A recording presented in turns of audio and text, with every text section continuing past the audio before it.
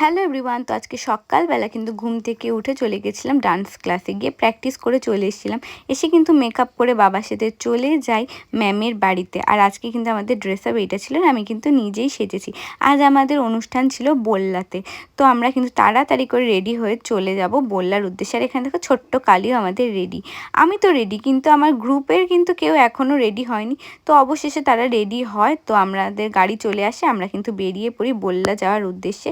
ঢুকতেই দেখো কত ভিড়, আর কি সুন্দর করে সাজিয়েছে গোটা জায়গাটা। আর তারপরে গিয়ে কিন্তু আমরা প্রথমে বসেছিলাম, তারপরে কিন্তু কিছুক্ষণ পর ছিল আমাদের নাচ।